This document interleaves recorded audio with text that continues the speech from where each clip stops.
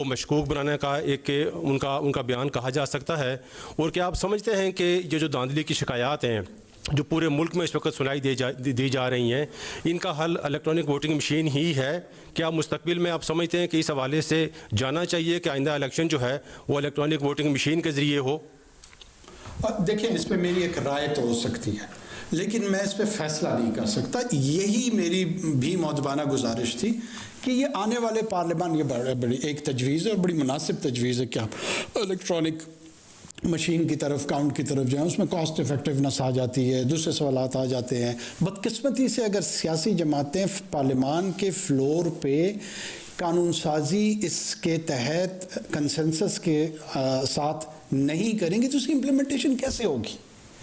मैं यही अर्ज़ कर रहा हूँ कि हर इलेक्शन में तबातुर के साथ इसी तरह के इल्ज़ाम आते थे, आते हैं और बदकिस्मती से मुझे लग रहा है कि आते रहेंगे। So we need to have a dialogue on this account कि ये इलेक्टोरल प्रोसेस जो है इसको ज़्यादा से ज़्यादा किस तरीके से एक्सेप्टेबल किया जाए, जहाँ पे इदारों पे इंटरफेरेंस के इल्ज़ामात ना लगें, जहाँ पे सियासी जमातें एक दूसरे के ख़िलाफ़ मैनिपुलेशन ना कर सकें, जहाँ वन मैन वन वोट के तकद्दुस को निस्बतन बेहतर किया जा सके। ये वो सेहतमंद गुफ्तगू है जिसको किसी शऊर ने इस मुल्क में रोका हुआ है। पार्लियामान का फ्लोर आपके पास अवेलेबल है। ये टॉक शो में तो डिसाइड होना नहीं, टॉक शो में कंट्रीब्यूट हो सकता है कि इस गुफ्तगू के हवाले से मीडिया से, सिविल सोसाइटी से मुस्बत तजावीज़ आएँ, कंट्रीब्यूशंस आएँ, लेकिन फ़ैसले साजी का जो मकाम है, जो जगह है, वो पार्लियामान है। तो वो पार्लियामान आ रही है, वहाँ पर अक्रॉस पॉलिटिकल स्पेक्ट्रम तमाम लोगों की रिप्रेजेंटेशन मौजूद है। पीटीआई की है, पीएमएलएन की है, जेयूआई की है, पीपीपी की है। ये सर जोड़ें, ये प्राइमरीली पाकिस्तान की पॉलिटिकल क्लास की रेपुटेशन का मसला है।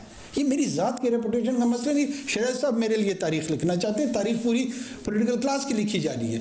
करें, गौर व फिक्र करें, उस पर कर लें, इस पर कानून साजी। मैं इसके लिए पॉजिटिव हूँगा, मैं इसके लिए मस्बत राय रखता हूँ। मैं समझता हूँ कि ऐसे इक़दाम ज़रूर उठाने चाहिए और उस पर थ्रेड बेयर, ये इलेक्ट्रॉनिक मशीन, वोटिंग मशीन कोई एक पैमाना नहीं है। गुफ्तगू इस पे खुले जहन के साथ होनी चाहिए, खुले दिल के साथ होनी चाहिए, ताकि ये जो हमारा डेमोक्रेटिक एक्सरसाइज है ये वक्त के साथ साथ आहिस्ता आहिस्ता सेटल होना शुरू हो जाए।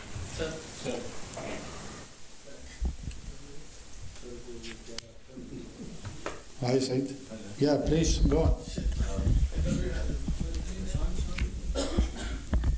Prime Minister, just to get your position again, sorry, on this issue of the election, do you believe that they were conducted in a free and fair manner? And what lessons do you think should be drawn from this particular exercise? Well, this free and fair election, I personally feel, is a very subjective term. And according to the perspective of the government, yes, it was free, fair, on the account that we did not have any institutional mechanism either in fear or favor of any entity, political group, or individual. So that was the stated policy of the government. Whether there were irregularities or there was an ideal situation where there's not a single incident of irregularity, I would be blatantly lying then. Of course, there would be complaints, there would be issues regarding the irregularities, but there is a procedure and mechanism to address that. And that mechanism has been codified by the Act of the Parliament. And that Act of the Parliament gives you multiple forums to address that. And this has been a contestant issue throughout in the political history of Pakistan. People have always raised questions on the electoral process in our history. So it's high time that I agree that the future parliament should focus more on this electoral process, the system of the balloting and the rest of the issues affiliated with it, the role of the Election Commission, how much further it needs to be strengthened. It's a constitutional body. I personally feel that we should have a more robust and more independent financially and administratively, both Election Commission in this country, where even the idea of the caretaker government, that needs to be deliberated in the parliament, and whether there is a need for one or not.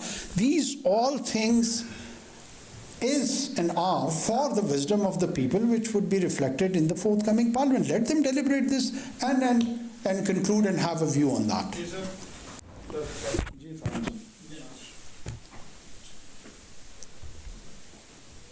Thank you very much, sir. Thank you very much. Since in the elections and the subsequent controversy, the complaints, the share prices, as you must have seen, have been dropping every day.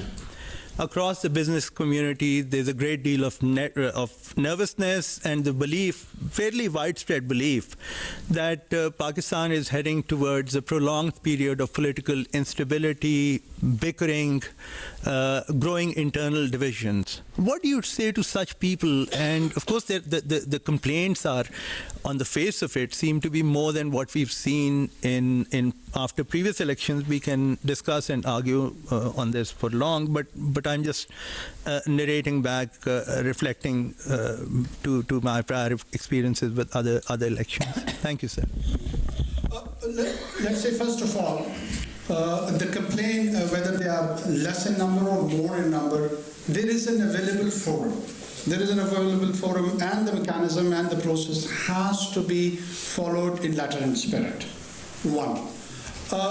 The fear within the business community or in the larger section of the society that whether we would be heading towards political instability, I wish, in my assessment, both is that no, that won't be the case. The reason is that this small number of days in which this transition has to take place, when the parliament would be convened, the newly elected members would take oath, and after taking the oath, the magic number of 169, whosoever gathers and garners that support on the floor of the House would be elected as the leader of the House and the future Prime Minister of the country.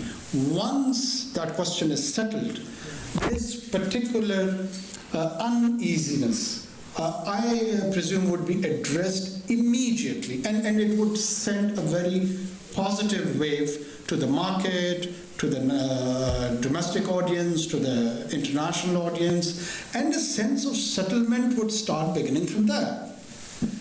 Yes, after that moment, there are quite serious economic challenges for the next government.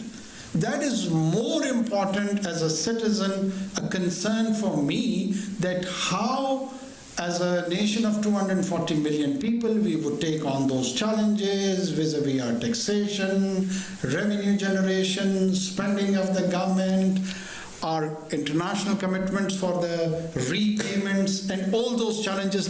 That worries me more, rather than this so-called instability for apparently few days, if not more than that. Yeah. Yeah. नहीं वो आपसे पीछे. I'll come back to you then. जी इसको हाँ. Thank you, sir. This is Awais, Kenny 24 News Islamabad. जिस तरह भी आप बात कर रहे थे, सर जिस तरह भी आप बात कर रहे थे, यही मेरा सवाल है कि इलेक्शंस के हवाले से तो आपने तफसीली बात की है, जो आने वाली हुकूमत है उनको किस तरह के चैलेंजेस का सामना है, क्योंकि जो IMF के हवाले से जो जायज़ा किस्त है उसके लिए भी जाना है, तो कोई बड़े जो चैलेंजेस हैं, क्योंकि आपने भी सिस्टम देखा है, तो कौन से ऐसे बड़े चैलेंजेस हैं जो फौरी तौर पर जो है नेक्स्ट प्राइम मिनिस्टर गवर्नमेंट को जो है फेस करने पड़ेंगे? Thank you sir.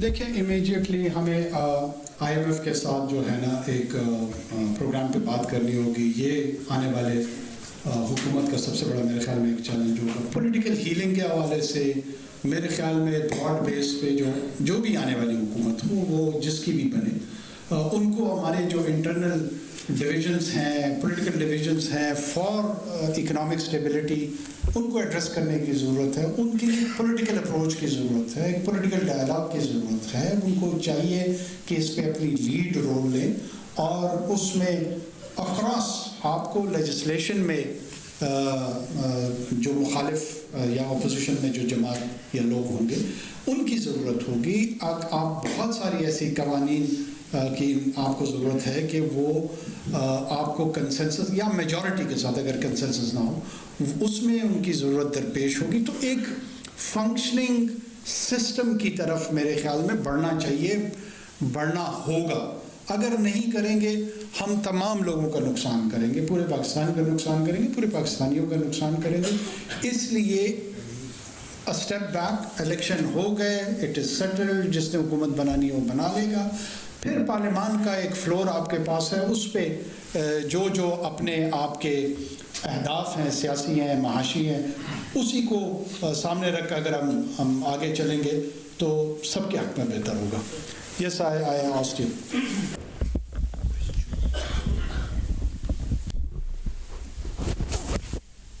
Thank you, Prime Minister Xinhua. We have heard and noticed that this general election, there are over 128 million registered voters, with 22 million more than 2018 general election. And many media catch a point that this time the general election, the enthusiastic participation of youth generation of Pakistan is one of major figures. So, how do you see this phenomenon and the result which caused by it? And what do you want to say to your youth voters? Thank you. If I have understood it correctly, I mean, it's new voters have entered into the political arena. This is one of the most positive contribution to the political process of Pakistan. Because the people who are in and around 20 to 25, they are the newly registered voters. They would be the participants at least for next 2 to 3 decades. My presumption is that they would be active political players in the whole of the process. So in their beginning, they have learnt their initial lesson, and now they will be observing how economically and politically Pakistan is being taken from here, and they will be developing their opinions about anyone and everyone. So I feel they are a lot which would be, I presume, more informed. Not just informed, but qualitatively informed. They are not ill-informed. They are the one who would be able to differentiate between historical support to people and rational support to people. They would be forming their political opinions on empirical evidences, on rational basis. So I see a lot of good coming out of that.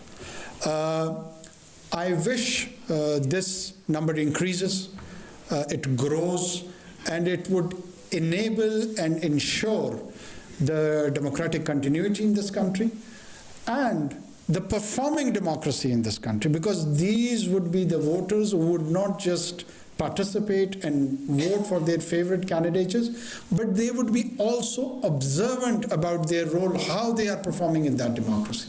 So for me, they are one of the constructive player into the entire political arena of this country. Thank you. Mr. Prime Minister, should we transfer you? Harun. Thank you prime minister. आपने अपने इब्तदाइये में security forces का तो जिक्र किया, शुक्रिया अदा किया, but you didn't mention the election commission. अच्छा,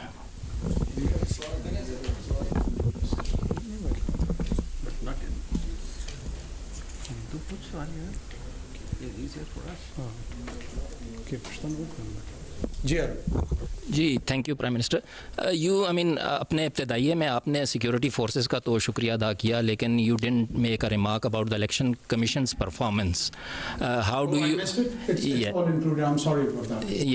how do you find election commission's performance personally yourself, and why you are defending election commission of Pakistan throughout the election campaign? और जब से इलेक्शन प्रोसेस शुरू हुआ है, निगरान हुकूमत का ये स्टांस रहा है कि it is a matter for election commission to speak about. So why now you are defending their performance rather than they themselves should be doing that? बहुत शुक्रिया। देखिए, इलेक्शन कमीशन ऑफ पाकिस्तान को थ्रू आउट हमारा ये stance कि वो उनका role है बिल्कुल दुरुस्त था, और आज हमारा उनका दिफा करना भी उतना ही दुरुस्त है, क्योंकि जो काम उनको दिया गया था वो परफॉर्म हो चुका है।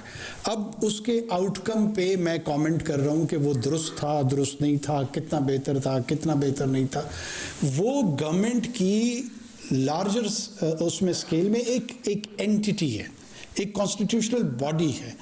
उस वक्त जब हम नॉन कमिटल थे, वो इस हवाले से थे कि वो अपना रोल मैक्सिमम इंडिपेंडेंटली एक्सरसाइज कर सके। अब उन्होंने वो रोल परफॉर्म कर चुके हैं। अब अगर उन पर क्रिटिसिज्म आएगी, नुक्ताचीनी आएगी, तो as a entity of the government we have to defend them. या तो हम कन्विंस हो अदरवाइज कि उनकी कोई इल इंटेंशन थी, उन्होंने कोई ऐसा काम इरादतन गलत किया जो कि स्पिरिट ऑफ 2017 इलेक्शन एक्ट जो था उसके अगेंस्ट था, कोई गैर कानूनी काम उन्होंने किया। अगर उन्होंने नहीं किया और कोई सिवियर किस्म की क्रिटिसिज्म, माइल्ड किस्म की क्रिटिसिज्म या इवन स्लाइटेस्ट क्रिटिसिज्म आती है, तो ये मेरे ख्याल में हमारा मॉरल ड्यूटी भी बनती है कि फिर हम उसको प्रोटेक्ट करें और उसको एक्सप्लेन करें। That's why we are doing it. Ji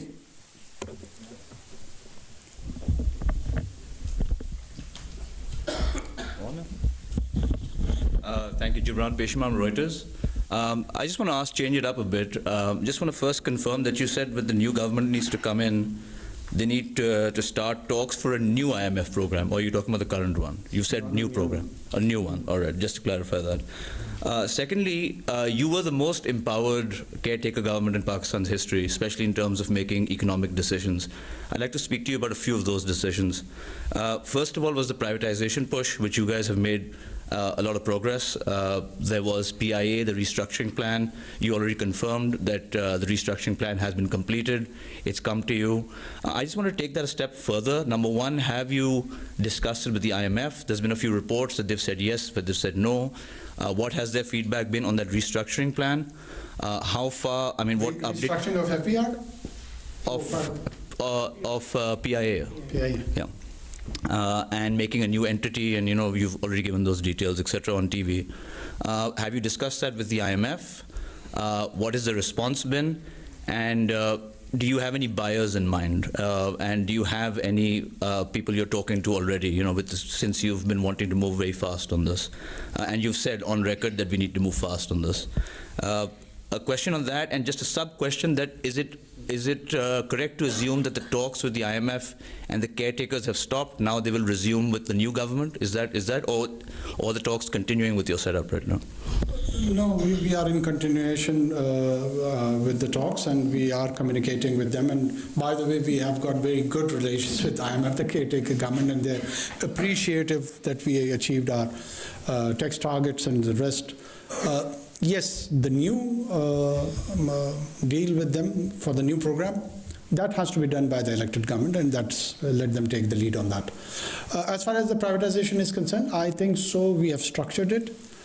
We have given a whole plan. IMF does not have any issue whatsoever which comes to my mind regarding the privatization, and we have structured a G2G, and private parties can participate in the privatization process. There is no conditionality as such.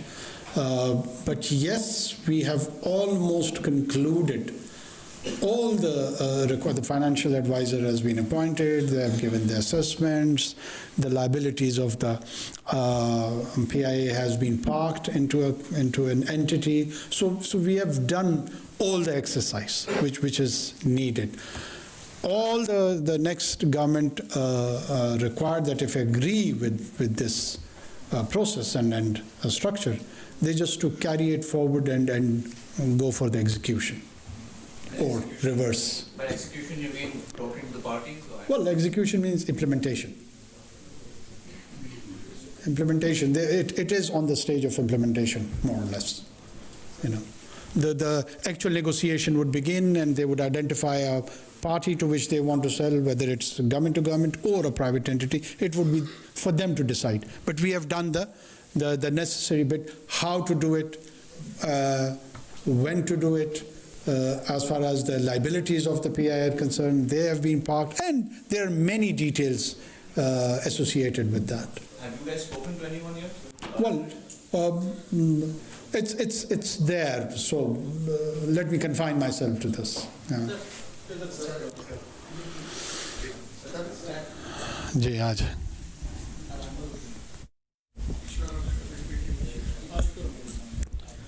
Ji sir नहीं इनसे उनको दिया sir Syed आउन शिराजी सच news से मेरा सवाल sir ये है कि इस गरीब कौम ने अपने काट के इलेक्शन कमीशन ऑफ पाकिस्तान को अरबों रुपए दिए और अब 72 से 96 घंटे हो गए और चीफ इलेक्शन कमिश्नर अभी पर्दे में है, वो खुल के सामने नहीं आए।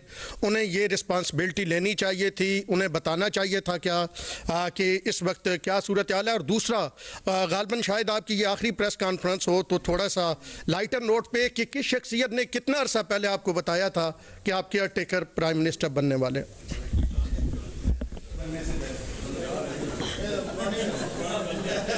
अच्छा, मैं मायूस हो रहा हूँ आपको मौका देख। वो एक तो इंशाल्लाह अल्लाह मुझे ज़िंदगी दे तो ये मेरी आखिरी प्रेस कॉन्फ्रेंस नहीं होगी, ये याद रखना। तो आपने ये पूरा जुमला नहीं कहा, तो पूरा जुमला कहना, उर्दू तक दुरुस्त ना हो तो फिर जर्नलिज्म में थोड़ा सा सरवाइव करना मसला होगा। पूरे जुमले की अदायगी होगी तो उसी के उसमें कॉनोटेशन में बात समझ आएगी ना। मैं डर गया कि क्योंकि खुदा न खास्ता मुझे भी कैंसर हो गया है, क्या हो गया कि मेरी आखिरी प्रेस कॉन्फ्रेंस हो। नहीं, मैं क्यों गुस्सा कर रहा हूँ, मैं तुम्हें समझाने की कोशिश कर रहा हूँ, जो कि शायद मुश्किल काम है कि आखिरी प्रेस कॉन्फ्रेंस का मतलब यही होता है कि अब आपको मज़ीद ज़िंदगी में मौका नहीं मिलने वाला। अगर आप तो अब कह रहे हैं ना मेरे भाई, उस वक्त आपने नहीं कहा ना, यही मेरा नुक्ता एतराज़ है। चलो फिर जाने देते, इसका जवाब भी नहीं देते किसी और को। जी आप बताइए इनका नहीं, इनको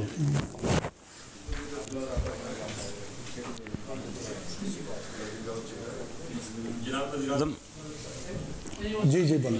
अजहर फारूक एयरवाइन न्यूज़ से।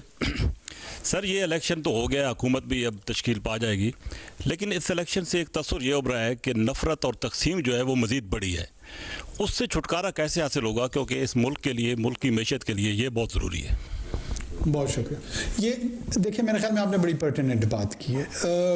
जब आप नफ़रत कहते हैं सियासी जमातों के आपस में, सियासी कारकुनान के आपस में, सियासी कायदीन के आपस में, सियासत और सियासतदानों और इदारों के आपस में, ये एक ऐसा विशेष साइकिल हमारी सोसाइटी के अंदर बनता जा रहा है जिससे हम निकल नहीं पा रहे। देखिए, सांस ठंडी करके सबको लेनी पड़ेगी और सबको सोचना पड़ेगा, अपने रवैयों की तरफ गौर करना पड़ेगा, अपने अपने आमाल को देखना पड़ेगा, और बहुत अगर वाकई चाहते हैं तो फिर ईमानदारी से देखना पड़ेगा। ये नहीं हो सकता कि जब तक मुझे कोई चीज़ सूट करती है तो सब कुछ हलाल हो, जब मुझे वो सूट नहीं करती है तो वो इंतहाई हराम हो जाए। और ये हराम और हलाल का जो साइकिल है, ये हम घुमा घुमा के ले रहे हैं। कभी एक लेता है, कभी दूसरा लेता है, कभी तीसरा लेता है।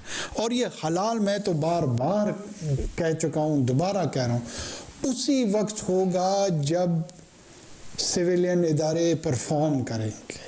वो पाकिस्तान के एक आम आदमी का, उसकी माशी सियासी सिक्योरिटी का बंदोबस्त इस अंदाज में करेंगे कि तमाम लोगों को लगेगा कि रियासत उनके साथ फेयर अंदाज में ट्रीटमेंट कर रही है। ऐसे माशी मौक़े पैदा करेगी, ऐसे समाजी मौक़े पैदा करेगी, ऐसा इंक्लूसिव अपने अक़लियतों के लिए, अपनी छोटी कौमियतों के लिए, तमाम लोगों के लिए यकसा मौक़े पैदा करेगी जिसमें लोग इस माशरे में पार्टिसिपेट कर सकें। जब तक उस आइडियल से हम शॉर्ट रहेंगे, कभी किसी की 6 साल की मकबूलियत होगी, कभी किसी की 6 महीने की होगी, कभी किसी की 8 महीने की होगी, ये बदलती रहेगी और हमारे मसाइल हल नहीं हो रहे होंगे। मेरी अपनी ख्वाहिश ये है, और मैं कोई फादली फिगर नहीं हूँ कि यहाँ पे मैं अपील कौमों से करता फिरूँ या कौम से करता फिरूँ। मेरी ख्वाहिश है कि हमें अब सेहतमंद तब्दीली की तरफ, सेहतमंद पाकिस्तान की तरफ कदम बढ़ा लेने चाहिए। ये लाजमी है, ये हमारे लिए लाजमी है, ये हमारी आने वाली नस्लों के लिए लाजमी है। नफ़रत की बुनियाद पे अगर हम एक दूसरे को ट्रीट करेंगे, वो ट्रीटमेंट हमें कहीं लेके नहीं पहुंचेगी, कहीं किसी मंजिल पे लेके नहीं जाएगी। आप अपने अंदर कंज्यूम हो जाते हैं, आप उस नफ़रत का सबसे पहले कैजुअल्टी खुद बनते हैं। कुरान हकीम ने इस आयत से हम सबको मुतनब्बे किया था, इस आयत के ज़रिए से, कि जब तुम्हारे पास कोई बदकिरदार ख़बर लेकर आए तो उस पर यकीन ना कर लिया करो, उसकी तहकीक कर लिया करो, कहीं ऐसा ना हो कि तुम इंसाफ के तकाज़ों से दूर हो जाओ। ये नफ़रत क्यों हमारी एक दूसरे के लिए इतनी शिद्दत से बढ़ती है कि मेरे लिए मेरा मुखालिफ जितनी भी गलत से गलत और झूठी बात करे, नफ़रत की बुनियाद पे आप फौरी तस्लीम कर लेते हैं। यही कैफियत मेरी होती है। मैं तहकीक को या आप तहकीक को पैमाना नहीं बनाते कि यार ठीक है, मेरा इस शख्स से या इस जमात से या इस इदारे से इख्तलाफी नुक्ता निगाह है, लेकिन ये बात जो पहुंच रही है, कोई इसकी तहकीक करनी ज़रूरी है, नहीं है, वाक़तन ऐसा है। दुनिया में कहीं इस तरह का रवैया नहीं अपनाया जाता जो हमने अपनाया हुआ है। आप अभी मतलब इन्होंने पूछा कि पहले ख़बर कैसे मिली, उसके बाद की जो ख़बरें हैं ज़रा उस पर गौर करें। कभी मेरे बेटे को, मेरा एक ही बेटा है 9 साल का, 22 साल के एक बंदे को उठा के कहा कि सूबाई वज़ीर बना दिया इसने उसको बलूचिस्तान में। कभी कहा इसने ईफल टावर में 500 यूरो की खाना खाया है। ये सारे फॉरेन करस्पॉन्डेंट है, किसी को ईफल टावर पे रेस्टोरेंट का पता है, वजूद है उसका, किसी ने तहकीक ही नहीं की। किसी ने तहकीक नहीं की कि एफल टावर के टॉप पे कोई रेस्टोरेंट मौजूद है जो 500 यूरो का पर पर्सन खाना सर्व करता हो। ये मिचेल स्टार रेस्टोरेंट्स में इस तरह के रेट्स नहीं होते, लेकिन सब ने गालियां खूब दी। अब ये रवैया अगर, या मैं किसी के साथ आज इख्तिलाफ रखता हूँ, मिसाल के तौर पे PMLN के साथ रखता हूँ, PPP के साथ रखता हूँ, या PTI के साथ रखता हूँ, या जमीयत उलमा इस्लाम के साथ रखता हूँ, जो कुछ उनके लिए कहा जाए मैं मिनो अनमान लूँ। क्या ये रवैया दुरुस्त? अगर ये रवैया दुरुस्त है, कैरी ऑन। ये इसका फैसला 24 करोड़ लोगों ने करना है, अकेले मैंने तो नहीं करना। मैं ज़ाती तौर पे समझता हूँ कि ये रवैया दुरुस्त नहीं है। चलो आ जाओ तुम आ जाओ। आपको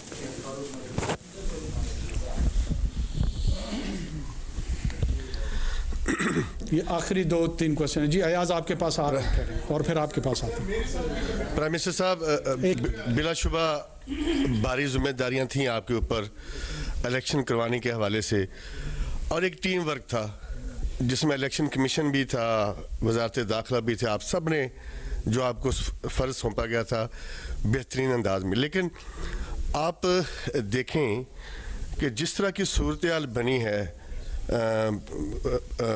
इलेक्शन के हवाले से, पत्थर पे लकीर कहा गया, 8 तारीख को हुए पत्थर के पे लकीर, आपका भी वादा था कि होगी। इस दौरान में अदलिया ने भी अपना रोल किया, इलेक्शन कमीशन ऑफ पाकिस्तान का भी अपना रोल था। तो क्या आप समझते हैं कि इलेक्शन 8 तारीख तक ही आपकी जिम्मेदारी थी, 9 तारीख आपकी जिम्मेदारी में नहीं आता, जहां पर रिगिंग के इल्ज़ामात लग रहे हैं? और अगर इतनी ज़्यादा रिगिंग थे तो राना सनाउल्लाह और जावेद लतीफ़ हों, खुरम दस्तगीर हों, वो भी तो हारे हैं, वो भी तो इसी सिस्टम का हिस्सा थे। तो क्या कहीं ऐसा तो नहीं है जैसे चौधरी मुखालफ को मार देता है और अपने कामी को भी फ़ैन मार देता है? कहीं ऐसा तो नहीं हो रहा इस कौम के साथ? अच्छा, ये देखें ना, ये वो साजिशी मफरूज़े हैं ना जिसका जवाब देते देते लोग बूढ़े हो गए। आपके कोलीग थे, उन्होंने टीवी पे कहा कि जिस दिन सेनेट में एक रेजोल्यूशन आई कि पोस्टपोन किया जाए इलेक्शन, जिस चेयरमैन सेनेट की सरबराही में उसको अलाउ किया गया आउट ऑफ द वे, जिन सेनेटर्स ने उसको मूव किया, उनमें से किसी को नहीं कहा, उन्होंने कहा अनवार उल्ला काकड़ जो है वो साजिश कर रहा है, इसके लहजे में रऊनत है। तो इलेक्शन तो हो गया। और क्या मैं बहैसियत अकेला प्लेयर उस चैंपियन से ये पूछता हूँ, वो इलेक्शन, आप तहकीक करें ना, मुझसे क्यों पूछते हैं? वो बफर्द बहैसियत फ़र्द वाहिद मैं इलेक्शन पोस्टपोन कर सकता था। अब आपने यही फरमाया कि जनाब ये सवाल इस तरह भी किया जा सकता था कि कहाँ से रिगिंग हुई है, जहाँ पे राना सनाउल्लाह जैसा इम्पोर्टेंट स्टालवार्ट, जावेद लतीफ़, खुर्रम दस्तगीर, ये तमाम लोग हार चुके, साद रफ़ीक, ये हार चुके हैं, लेकिन ये तमाम लोग हम पे यकीन किए बैठे हैं कि नहीं रिगिंग हुई है। क्यों? क्योंकि आपने मोबाइल सर्विस बंद कर दी। क्यों? क्योंकि 36 घंटे लेट हो गया। अब इसका क्या इलाज किया जाए? वहाँ जहाँ पे ये कहते हैं कि जी हिडन प्रेशर किसका था, ये हिडन प्रेशर के मुतालिक इशारतन एस्टैब्लिशमेंट सबसे बड़ी, the biggest deployment of military was in Khyber Pakhtunkhwa and the highest support in terms of return candidate came from Khyber Pakhtunkhwa, and they were in such places where other than military nobody could had access. तो अगर करनी थी तो वहाँ क्यों rigging नहीं की? लेकिन चूंकि नहीं मानना तो उसका इलाज तो मेरे पास नहीं है ना। नहीं, इधर मैंने ठहरो किसको कहा था, ये हाँ इसको अयाज को और इनको दोनों को, सारे हैं, मैंने उनको दिया। नहीं अयाज गुल बाद में अयाज कर लेंगे। नहीं मैं आता हूँ। Mr. Prime Minister. Ji Ayaz. Mr. Prime Minister, one of the key criticism has been, from outside, like even the United States, members of Congress have said it, that this election was politically not inclusive, and they are citing the crackdown on PTI, particularly in the Punjab province, in the lead up to the polls. And you better know that electoral process is not just the polling day, it is the events that make it a comprehensive process in the lead up to the polling day. So what's whether the level playing field was available to all the political parties?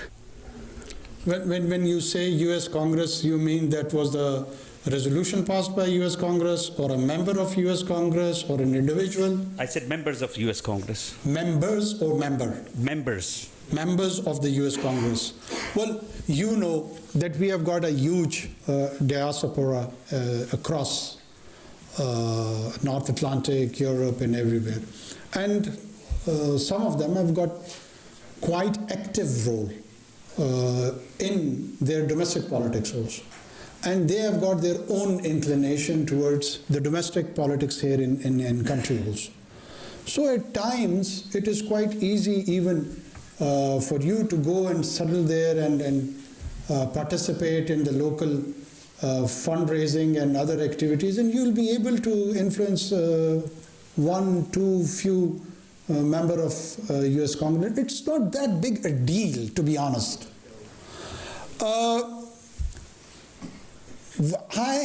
We have been saying it consistently, and I say this because people take it out of proportion that, oh, member of the US. They do not represent the gospel truth. They are not the pedestal of high. Does all of these US congressmen had a view on the situation of Gaza? No.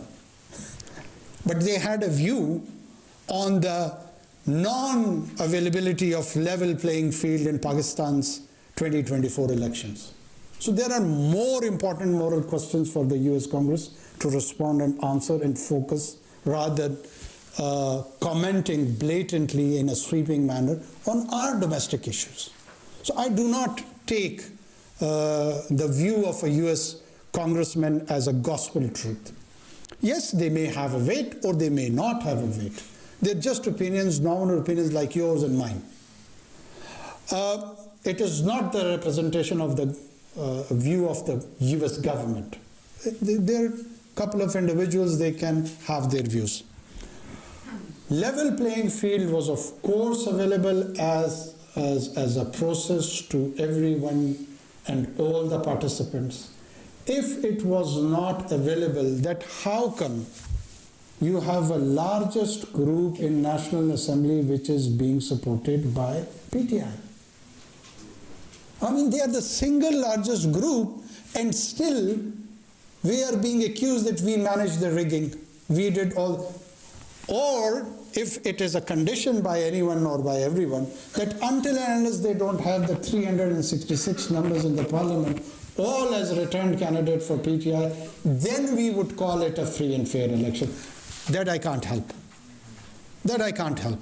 There was and there is a political division in this country. Yes, PTI has its own section of popularity and support, and it was translated in the National Assembly, in the Provincial Assembly in the KP, in the Provincial Assembly in Punjab, Balochistan and Sindh. They have not even shown any interest of participation.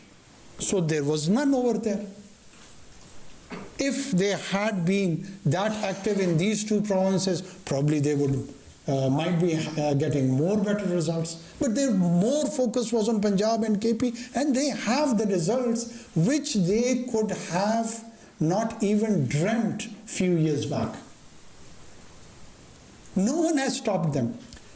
Again, I would reiterate, the people who have been engaged in 9th May riots has to be disassociated with the political process. We've been constantly saying the people who are loyal to Mr. Imran Khan would be allowed to participate politically, and that's what exactly has happened. No appreciation. No one has taken note of that. Have we allowed only those individuals who would be disloyal to Khan and then allowed in the political process? Then I would have accepted it. All his loyalists are there and they are intact. What else the level playing field somebody is expecting? Yes, I'm good. Thank you, Prime Minister. The holding of a very quick and concise question. The holding of the elections was the first step, and now we have to move from the second phase. And the second phase is the convening of the parliament.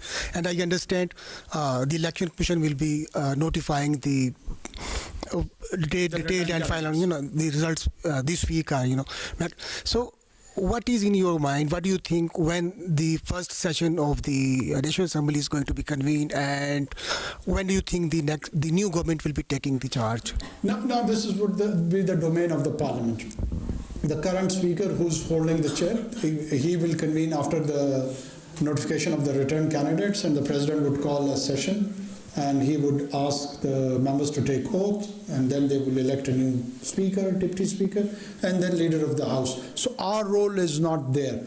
My assessment is probably within maybe 8 to 9 days, 10 days, or whatever. It depends on the political negotiations and the rest of the things between the parties. Yes, sir. I'll just take the last question.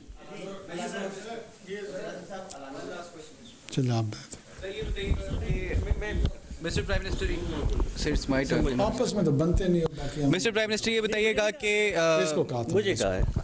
मैं बड़ा मुख्तसर सा छोटा सा सवाल है. वज़ाहत उज़्मा के बाद आप वेस्ट करेंगे, सैनिक नेशनल लड़ने जा रहे हैं आप. फिर मुझे मायूसी हो रही है. तुम मेरे हवाले से छोड़ो. देखो परफॉर्मेंस में भी मैंने देखी, एज ए प्राइम मिनिस्टर भी देखी कि हम चाहते हैं कि आप आगे आए या वेस्ट करेंगे, सैनिक को नेशनल लड़ने जा रहे हैं. Mr. Prime Minister, ये बताइएगा कि you have been the longest Prime Minister in the history of country.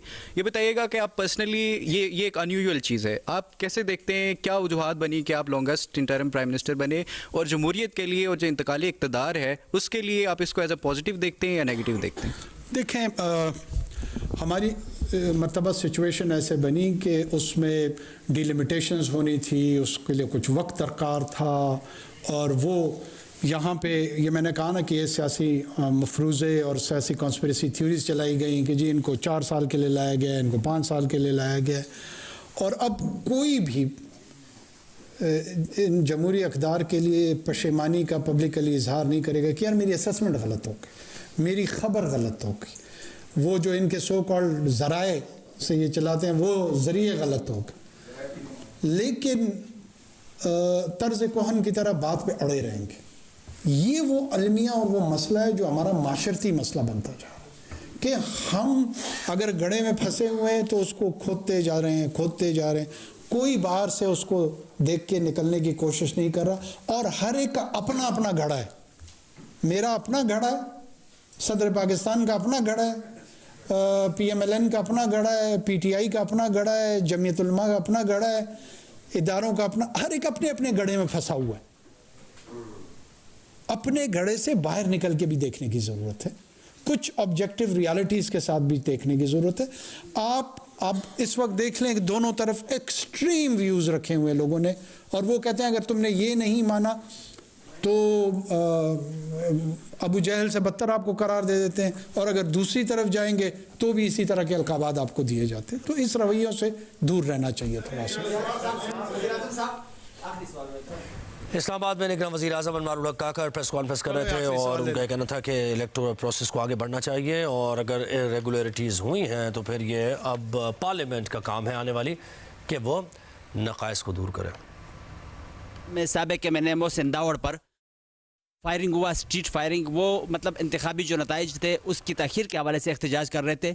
इस तरह शांगला में भी मतलब फायरिंग हुई जिसमें 2-3 बंदे शहीद हुए, और शुमाली वज़ीरिस्तान में भी 3-4 बंदे शहीद हुए। मोहसिन दावड़ ख़ुद भी ज़ख्मी है। तो क्या उनको एहतजाज का हक़ हासिल नहीं है? और दूसरा ये है कि आपने नताइज के हवाले से मतलब प्रेस कॉन्फ्रेंस की, तो नताइज से आप भी मुतमईन लग रहे हैं, लेकिन कौम मुतमईन नहीं है। कौम को आप किस तरह नताइज से मुतमईन करेंगे? एक तो मैं I wish speedy recovery for Mohsin Dawood. Mohsin हमारा दोस्त है, पार्लियामान में हमारा उनके साथ वास्ता रहा है और he is been a very active parliamentarian. देखिए वहाँ पे जो स्पेसिफिकली उस इंसिडेंट के हवाले से हुए ना, यही मैं आपको अर्ज़ कर रहा हूँ कि रिपोर्टेडली लोग गए हैं, RO के ऑफिस पे एहतजाज हुआ है, उसके नतीजे में फायरिंग उनके सपोर्टर्स की जानिब से भी हुई है, लॉ इन्फोर्समेंट एजेंसीज़ की जानिब से भी हुई है। जिस रवैये की तरफ मैं निशानदेही कर रहा हूँ ना, उसी को तस्लीम करने के लिए लग रहा है आप, या आपसे मुराद आप ज़ाती तौर पर नहीं, लोग तैयार नहीं हैं।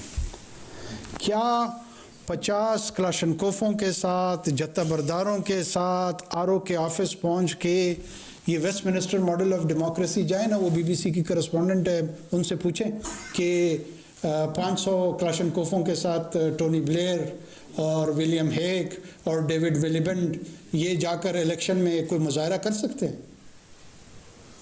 लेकिन आप उसको ह्यूमन राइट्स के साथ जोड़ देंगे, रिगिंग के साथ जोड़ देंगे। मैं मोहसिन मेरा ज़ाती दोस्त है और मैं उसके लिए दुआगो हूँ कि अल्लाह ताला उसको सेहतियाब करे। रोना यही है कि एहतजाज का जो ये रवैया, ये तरीक़ेकार है, ये दुरुस्त नहीं है। इसमें खड़कमर में क्या हुआ था? यही हुआ था ना, इस तरह का ही नौयत का वाक़या हुआ था। जब आप पॉलिटिकल एजिटेशन को उस सतह पे लेके जाते हैं जहाँ पे तशद्दुद का ख़तरा हो, वो आपको कैओस और डिसऑर्डर की तरफ लेके जाएगा, उसका नुकसान होगा, सबको होगा। आप कहते हैं नहीं मैं जंग जीतूंगा, तो जीत लें फिर। देखिए जंग इस तरह नहीं लड़ी जाती, न जीती जाती। ये हमारा और आपका घर है, न इसको मैं फतह कर सकता हूँ ना आप फतह कर सकते हैं। यहाँ पे बैठ के सिविल अंदाज में गुफ्तगू करनी पड़ेगी, वही तरीके। दुनिया में अगर आपको जमहूरियत चाहिए, जमहूरी रवैया यही है। जो ये रवैया है जिसका रियासत पे बाज़ औक़ात इल्ज़ाम लगाते हैं, ये फैशिज़म का रवैया गैर रियासती इदारों के किरदारों की जानिब से भी आ रहा होता है। हम आपको अर्ज़ कर रहे हैं कि जो पीसफुल प्रोटेस्ट है उसको हम इंश्योर करेंगे कि उसका हक सबको दिया जाए। लेकिन जहाँ एक एलिमेंट, क्या ज़रूरत है आप बंदूकें लेकर जाएं, ऐसी एक सिचुएशन पैदा हो जाए जहाँ से लॉ इन्फोर्समेंट एजेंसीज़ को भी कोई रिस्पॉन्ड करना पड़े, मॉब इकट्ठे हो जाएं, मॉब जाकर किसी रिटर्न कैंडिडेट्स, हारे हुए कैंडिडेट्स पे हमलावर होने की कोशिश करें, क्या मुमकिन नताइज इन चीज़ों से होते हैं? यार खुदा के लिए इस पे लोगों को सोचना चाहिए ना। लेकिन क्यों मैं नाराज़ हूँ, मैं इस सेक्शन को या इस नस्ल को रिप्रेजेंट करता हूँ, लिहाजा मैं तो जीत के आऊँगा।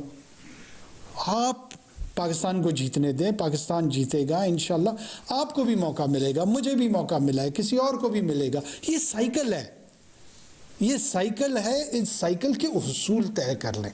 जब उन उसूलों पे हम इकट्ठे हो जाएंगे, उसके बाद इसके अंदर रहते हुए बिल आखिर आप क्या चाहते हैं कि मिसाल एक ग्रोह चाहता है कि मैं हुकूमत बनाऊं, तो मिल जाएगा ना मौका। या सब पूरे घर को आग लगानी है? आग लगाना हदफ है या हुकूमत करना हदफ है? अगर हुकूमत करना हदफ है तो इन असूलों को तय कर लेते, मिल जाएगा कभी ना कभी आपको। क्यों नहीं मिलेगा? इसके लिए लाजमी है कि घर में जो है ना एक कोने में आग लगानी है, ये मेरा इस्लामाबाद में निगरान वज़ीर आज़म अनवर काकर प्रेस कॉन्फ्रेंस कर रहे थे। उन्होंने कहा कि सियासी एहतजाज में तशद्दुद का पहलू नहीं होना चाहिए। अभी आगे बढ़ते हैं, हुकूमत साजी की बात हो रही है और मुज़ाकरात की बात हो रही है, तो खबर यह है कि MQM का आला सतह का वफ्द इस्लामाबाद में मौजूद है। आइंदा होने वाली हुकूमत साजी के लिए मुख्तलिफ जमातों से मुलाकात होने का इम्कान है। नुमाइंदा जियोन्यूज़ किरण खान ने हमें ज्वाइन किया। किरण, बताइए आपके पास ये जो पेशरफ्त हो रही है इससे मुताल्लिक़ डिटेल्स क्या हैं? जी बिल्कुल, MQM पाकिस्तान का एक आला सतह का वक्त इस वक्त इस्लामाबाद में मौजूद है, जिसमें डॉक्टर खालिद मकबूल सिद्दीकी, डॉक्टर फारूक सत्तार, मुस्तफ़ा कमाल और गवर्नर सिंध जो हैं वो मौजूद है इस वक्त इस्लामाबाद में। मुख्तलिफ इनकी सियासी जमातों से मुलाकात भी होनी है और हो सकता है कि इनकी जमीयत उलमा इस्लाम फजल रहमान और चौधरी शुजात हुसैन से भी मुलाकात हो और इसके साथ साथ मुस्लिम लीग नून से भी इनकी मुलाकात जो है वो हो सकती है। जहाँ तक MQM की हिकमत अमली का सवाल है, तो इस वक्त जो इलेक्शन से पहले भी MQM ये बात वाज़ेह कर चुकी है कई बार अपनी प्रेस कॉन्फ्रेंसेस में भी और अपने जलसों में भी कि जो भी वफाकी हुकूमत इलेक्शन के बाद बनती है और MQM जितनी नशिस्तें हासिल करती है वो वफाकी हुकूमत का हिस्सा होगी। ये बात मुतअद्दिद बार MQM की जानिब से कही जा चुकी है कि वो वफाकी हुकूमत का हिस्सा होगी, क्योंकि उन्होंने जो आईनी तरमीम करवानी है वो वफाकी हुकूमत में होते हुए ही करवा सकते हैं, जो कि उनके मंशूर का भी पहला जो है पॉइंट था कि सबसे पहले जो बल्दियाती इदारों के हवाले से आईनी तरमीम करवानी है वो करवाएं। इस वक्त MQM भी हुकूमत साजी के लिए वहाँ पर मौजूद है और अहम मुलाकातें होंगी। वाज़ेह कर चुके पहले भी कि MQM जो भी वफाकी हुकूमत होगी उसका हिस्सा होगी। बहुत शुक्रिया किरण खान, आपने डिटेल्स दी। एक ब्रेक के बाद हाजिर होंगे, हमारे साथ रहिए। वक्त की मुंडेरों से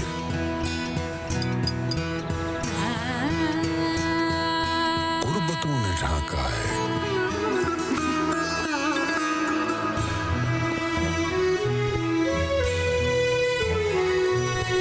क्यों जगह ना बन पाए दिल ने जब पुकारा है। जब कभी जरूरत हो तार दिल से जुड़ता है। बात तो यही सच है, बांटने से बढ़ता है। जोंग माई 5 से बांटो 5 लोगों में महीने भर के लिए वाईफाई जितना डेटा। एक ही बंडल में 5 लोग इस्तेमाल करें 200 GB डेटा और लातादाद कॉल्स सिर्फ 1600 के लोड में। कर्शी जौहर जोशांदा की आदत रखे इम्यून सिस्टम मजबूत, फ्लू, नजला और जुकाम से महफूज। कर्शी जौहर जोशांदा एक्स्ट्रा स्ट्रेंथ। आप भी आदत बना लें। हमारी बैलेंस्ड रेसिपी मिक्सेस में मजीद मसाले शामिल करने की कोई जरूरत नहीं है, जो है आपकी किफायत शारी की Shan. Shan, Pakistan number 1 recipe mixes export brand. मामा, आज मैं आधे दिन का नहीं पूरे दिन का रोजा रखूंगा। इतना सारा सब्र करना होगा। अच्छा लगता है ये सब्र से सीखते रहे सब्र करना, इसीलिए मैं दूं इन्हें टैंक विटामिन C, D और जिंक का मजेदार सोर्स, जो रमजान में बच्चों को दे ताजगी का एहसास, ताकि ये सीखें अच्छी बातें। टैंक बनाए बेहतर मुस्तकबिल रोजाना। डेटॉल स्किन केयर, क्योंकि ब्यूटीफुल स्किन है जर्म फ्री स्किन। इसका स्किन केयर फॉर्मूला दे पिंपल्स फैलाने वाले जर्म से हिफाजत, और इसके एडेड मॉइस्चराइजर्स रखें स्किन को सॉफ्ट महकती खुशबू के साथ। डेटॉल स्किन केयर, क्योंकि ब्यूटीफुल स्किन है जर्म फ्री स्किन। अब डेटॉल साबुन पर मिले 100 रुपए तक की शानदार बचत। ट्राई नूरपुर की बेहतरीन टेस्टिंग मिल्क है। असली फुल क्रीम मिल्क है, मिलावट से पाक, भरपूर जायका और बचत भी खूब। असली फुल क्रीम मिल्क, समझदार असली ही पीते हैं। लाहौर एंटरटेनमेंट सिटी, और वो भी घूम घुमा कर नहीं, मेन GT रोड पर। तो अपना फोन निकालें और डायल करें 1113333987। Lahore entertainment city, happiness lives here. Pakistan जितने खाने बनाता है, नया ब्राइट उतने ही दाग मिटाता है। क्योंकि नए ब्राइट का बेस्ट एवर फॉर्मूला गहराई से दाग निकाले। चाहे कुछ भी हो जाए, बाल रहे finger comb ready with palm olive natural shampoo. बालों को बनाए इतना स्मूथ और मैनेजेबल कि आप करें बस finger comb. Experience the art of refined living at Park Valley Housing Scheme. Main Sharakpur road की प्राइम लोकेशन पर, जहां रसाई सिर्फ चंद मिनटों में। पार्क वैली हाउसिंग स्कीम, हम कागज के नहीं जमीन के टुकड़े देते हैं। बेहतर जिंदगी के लिए नेस्ले प्योर लाइफ, अच्छाई से बना अच्छाई के लिए। From Nestle, Nisa Collagen Booster बनाए आपकी स्किन को smoother, firmer and spotless. अब रहो young and bright हमेशा with Nisa Collagen Booster.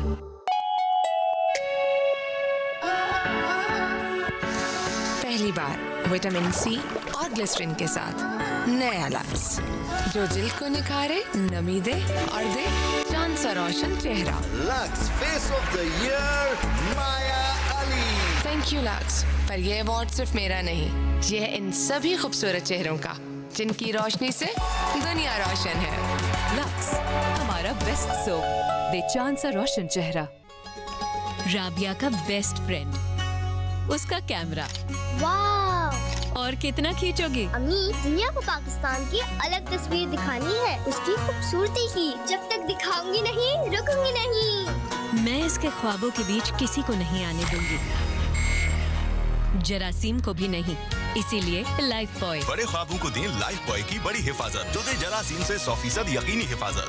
अम्मी, मेरी पाकिस्तान की तस्वीर जीत गई। आ गया है रिन, जिसकी सफाई में है दम और कीमत में महंगे पाउडर से 150 रुपए कम। रिन, सफाई में दम, 150 रुपए कम। एक माँ ही बनाती है बेटी को सर से मजबूत, जड़ से मजबूत। लाइफ बॉय शैम्पू का मिल्क प्रोटीन और एलोवेरा फॉर्मूला बनाए इसके बालों को मजबूत। लाइफ बॉय शैम्पू, तुम मजबूत हो। नया डेटॉल मल्टीपर्पज क्लीनर जो करे एक तीर से 3 शिकार। पहला, आम डिटर्जेंट के मुकाबले में 100% बेहतर चमकता फर्श। दूसरा, हमारे आम फिनाइल के मुकाबले में 100% ज्यादा जरासीम। और 3, ये महकती खुशबू। पार्ले आयुर्वेदिक क्रीम ब्लीच, इसमें शामिल नेचुरल हर्ब्स, बिना किसी साइड इफेक्ट के आपकी जल्द में लाए निखार और बालों की ग्रोथ को बढ़ने से रोके। Parley ayurvedic cream bleach. ब्लीनी है कलर, बाल डैमेज करता नहीं, स्किन पे चढ़ता नहीं।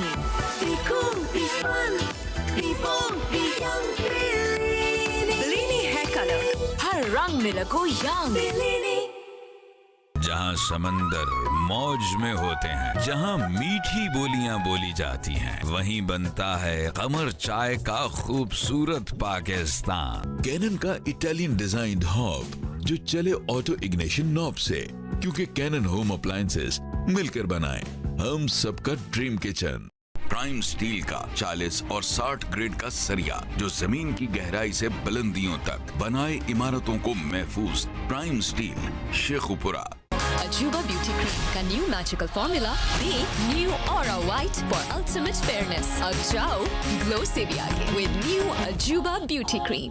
Nisa Collagen Booster बनाए आपकी स्किन को smoother, firmer and spotless. अब रहो young and bright हमेशा with Nisa। अहम खबर यह कि आईपीपी के पैटर्न चीफ जहांगीर तरीन ने सियासत छोड़ने का ऐलान कर दिया है। जहांगीर तरीन ने सियासत से अलहदगी का ऐलान कर दिया है। 2 हलकों से जहांगीर तरीन ने इंतखाब लड़ा था, NA 155 और NA 149 से। मलिक आमिर डोगर ने उन्हें बहुत भारी मार्जिन से शिकस्त दी 149 पर, और NA 155 पर मुस्लिम लीग नून के सिद्दीक खान ने 40,000 वोटों से शिकस्त दी। तो दोनों हलके अपने जहांगीर तरीन हार गए थे, और अब यह खबर आ रही है कि जहांगीर तरीन ने सियासत से अलहदगी का ऐलान कर दिया है। उन्होंने ये भी कहा है कि जिन लोगों ने उनका साथ दिया है वो उनके शुक्रगुजार हैं। इस्तेहकाम पाकिस्तान पार्टी के पैटर्न चीफ जहांगीर तरीन थे, पर उम्मीद दिखाई दे रहे थे इलेक्शन से पहले, और वो ये कह रहे थे कि उनकी इलेक्शन कैंपेन अच्छी जा रही है, कॉर्नर मीटिंग्स भी उनकी हो रही हैं, और उनका ये कहना था कि जो उनकी एक्सपेक्टेशन है उसके मुताबिक रिजल्ट्स आएंगे। लेकिन 2 हलकों से, जैसे आपको बताया पहले, कि 149 और 159 से दोनों जगह से वो इलेक्शन हार गए थे। अपने मुखालिफिन को उन्होंने मुबारकबाद दी, जो जीते हैं उनके खिलाफ इलेक्शन में, उन्होंने उनको भी मुबारकबाद दी, और उन्होंने ये भी कहा कि वो अवाम की राय का एहतराम करते हैं। और एक और उन्होंने ये बयान दिया है कि चेयरमैन IPP की हैसियत से भी वो दस्तबरदार होते हैं, वहाँ से भी वो दस्तबरदार हो गए। IPP इस्तेहकाम पाकिस्तान पार्टी जो उन्होंने बनाई थी वो भी छोड़ दी है, सियासत से भी दस्तबरदार हो गए हैं, लेकिन उन्होंने ये कहा है कि निजी हैसियत में वो मुल्क को कौम के लिए यानी अपने मुल्क के लिए जो खिदमात हैं वो सरअंजाम देते रहेंगे। तो जहांगीर तरीन ने सियासत छोड़ने का ऐलान कर दिया है। फिर IPP भी उन्होंने छोड़ने का ऐलान कर दिया। उन्होंने कहा है कि वो पेट्रन इन चीफ IPP के थे, वो भी उन्होंने ओहदा छोड़ दिया है। सियासत से भी वो दस्तबरदार हो गए, लेकिन उन्होंने कहा कि अपनी इंडिविजुअल कैपेसिटी में वो मुल्क को कौम की खिदमत जारी रखेंगे। अपने मुखालिफिन जो कि उनसे जीते थे उन्होंने उनको मुबारकबाद भी दी है और ये भी उन्होंने बयान दिया है कि वो अवाम की राय का एहतराम करते हैं। जैसे उन्होंने बोला कि by the grace of Allah I will continue to serve my country to the best of my ability in a private capacity, यानी इंडिविजुअल कैपेसिटी में निजी तौर पर वो जो कुछ मुल्क के लिए कर सकते हैं वो करते रहेंगे। और उन्होंने सियासत छोड़ने का ऐलान किया है। इसके साथ साथ IPP के पेट्रन इन चीफ थे, सरबराह थे IPP के, इस ओहदे से भी उन्होंने रिज़ाइन किया, वो भी छोड़ने का उन्होंने ऐलान किया है। जहांगीर तरीन ने NA 149 से इलेक्शन लड़ा था, NA 155 से लोधरा से, और उनका ये हल्का काफ़ी ज़्यादा उस हल्के में जहांगीर तरीन का असर भी था और अवाम में उस हल्के के मकबूल भी जहांगीर तरीन थे। लेकिन डिसअपॉइंटमेंट हुई है। जो रिजल्ट्स वो ये चाह रहे थे इलेक्शन से पहले, जिसका तवक्को वो कर रहे थे, जिसकी वो उन्हें रिजल्ट्स नहीं मिल सके, मतलूबा नताइज नहीं मिल सके हैं। और उन्होंने अब ये बयान दिए हैं कि वो अपने मुखालिफिन का वो उन्हें मुबारकबाद भी देते हैं, अवाम की राय का एहतराम करते हैं। बड़े दिल का उन्होंने ये मुजाहरा किया है और उन्होंने अपनी शिकस्त को तस्लीम भी किया है। उन्होंने ये भी कहा है कि अपनी इंडिविजुअल कैपेसिटी में वो मुल्क की खिदमत करते रहेंगे और तमाम मेंबर्स का, IPP के मेंबर्स का भी उन्होंने शुक्रिया अदा किया है। और उन्होंने ये भी कहा है कि मैं IPP के मेंबरान के लिए नेक ख्वाहिशात का, नेक तमन्नाओं का भी इजहार करता हूँ। और उन्होंने ये भी कहा है कि I have decided to resign from my position as chairman IPP and step away from politics all together, यानी सियासत से भी मुकम्मल तौर पर उन्होंने दस्तबरदार हो गए हैं, अलहदगी का ऐलान कर लिया है और IPP के चेयरमैन की हैसियत से भी उन्होंने दस्तबरदार होने का ऐलान कर दिया। इस्तेकाम पाकिस्तान पार्टी के सरबराह जहांगीर तरीन ने सियासत छोड़ने का ऐलान कर दिया है और IPP की चेयरमैनशिप भी उन्होंने छोड़ दी है। IPP के मेंबर्स से उन्होंने कहा है कि वो शुक्रिया अदा करते हैं IPP के मेंबर्स का और उनके एक अच्छे फ्यूचर के लिए और उनके लिए नेक तमन्नाओं का वो इजहार करते हैं। और उन्होंने ये भी कहा कि वो अपनी इंडिविजुअल कैपेसिटी में मुल्क व कौम की खिदमत करते रहेंगे, इस मुल्क की वो खिदमत करते रहेंगे, लेकिन इंडिविजुअल कैपेसिटी में वो किसी जमात के साथ या फिर सियासत में एक्टिव रहकर वो किरदार अदा नहीं करेंगे। तो बड़ी एक पेशरफ्त है इलेक्शन के बाद, इलेक्शन नताइज के बाद, क्योंकि इस्तेकाम पाकिस्तान पार्टी को बने हुए कोई ज़्यादा अरसा नहीं हुआ था। जहांगीर तरीन, अलीम खान, ओन चौधरी और फिरदौस आशिकावान ये नुमाया नाम थे जो कि IPP बनाने में काफ़ी ज़्यादा एक्टिव थे। और उसके बाद जब उनसे ये सवालात भी हुए उस दौरान जब ये IPP बनी थी कि आप अपना सियासी फ्यूचर क्या देख रहे हैं, इलेक्शन के नताइज कैसे आएंगे, तो उन्होंने इस बात का तो इजहार किया कि क्योंकि हमारी ये अभी नई जमात बनी है तो उस तरीके से उनका स्ट्रक्चर वो आवाम तक जाने का, लोगों को कन्विंस करने का उन्हें मौका दिया जाए, अभी वक्त है। ये इलेक्शन से 5-8 महीने पहले उनसे जब पूछा जाता था तो उन्होंने कहा कि अभी कुछ वक्त बाकी है और हमें स्टेबल होने का, 5-6 महीने में हम लोगों तक पहुंचेंगे, अपना मंशूर भी देंगे, जो कुछ अवाम की खिदमत हम कर सके उसके बारे में बताएंगे। मुल्क को इस्तेकाम की ज़रूरत है तो इसलिए हमने ये इस्तेकाम पाकिस्तान पार्टी बनाई। लेकिन अब पेशरफ्त यह है कि जहांगीर तरीन ने सियासत से अलहदगी का ऐलान कर दिया है और उन्होंने IPP की चेयरमैनशिप भी छोड़ दी है।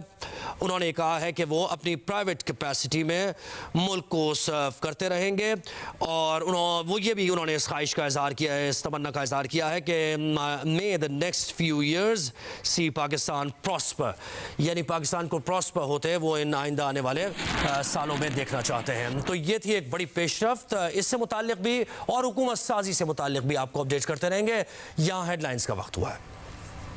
जियो हेडलाइन न्यूज के लिए ताउन किया है big greens heart beats, light और क्रंची बाइट्स के ईट फिर रिपीट, बाइट लो लाइट लो।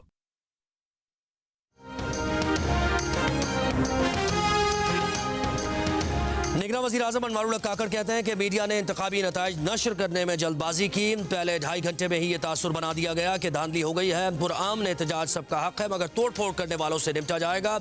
पुरतशद्दुद एहतजाज करने वालों के खिलाफ कार्रवाई होगी कि कोई हुकूमत इजाज़त नहीं देती और ना हम देंगे। ज़रूरत हुई तो इलेक्शन में मुबैना धांधली की तहकीकात की जाएंगी। सदर मुमलिकत के इलेक्ट्रॉनिक वोटिंग मशीन से मुताल्लिक़ बयान पर कहा कि इलेक्ट्रॉनिक वोटिंग मशीन के जरिए इंतखाबात का फैसला आइंदा पार्लियामान करेगी। नई मुंतखब पार्लियामेंट इंतखाबी अमल मजीद बेहतर बनाने में किरदार अदा कर सकती है।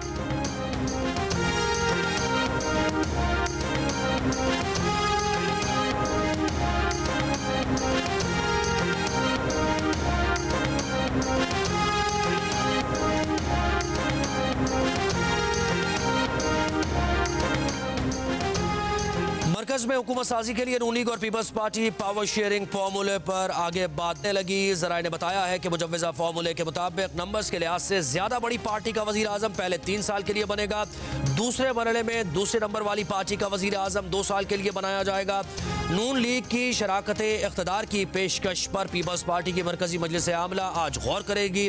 नून लीग की रहनुमा मरियम औरंगजेब का कहना है कि शहबाज शरीफ को वजीर आजम बनाने का बयान ख्वाजा आसिफ की जाती राय है।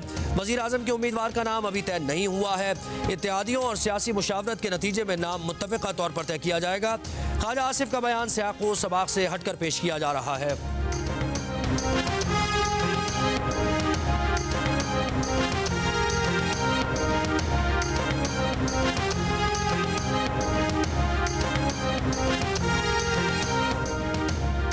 बिलावल भुट्टो वजीर आजम नहीं बनते तो पीपल्स पार्टी को अपोजिशन में बैठना चाहिए। यह भी हो सकता है कि नून लीग का वजीर आजम बनाएं और अपोजिशन में बैठे। PDM पार्ट 2 आए तो अच्छे तरीके से नहीं चल सकते। तर्जुमान पीपल्स पार्टी फैसल करीम कुंडी की प्रोग्राम जियो पाकिस्तान में गुफ्तगू का अगली हुकूमत बहुत मसाइल का शिकार भी होगी, उसके पास अक्सरियत भी कम होगी। CC में फैसला होगा कि सिंध में किसको वजीर आला बनाना है।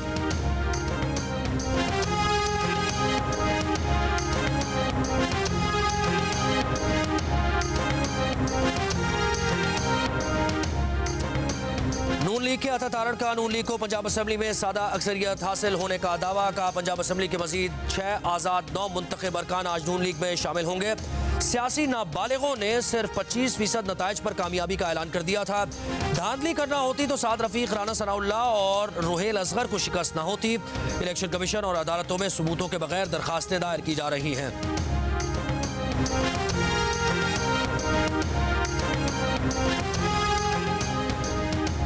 खैबर पख्तूनख्वा में PTI के वज़ीर आला के लिए अली अमीन गंडापुर, मुश्ताक गनी और ताज मोहम्मद के नाम सामने आ गए। खैबर पख्तूनख्वा में हुकूमत बनाने के लिए PTI का अहम इजलास आज तलब। वज़ीर आला के नाम की हतमी मंजूरी बानी PTI से ली जाएगी। बानी PTI से मुलाकात के बाद बैरिस्टर गौहर वज़ीर आला KP के नाम का ऐलान करेंगे।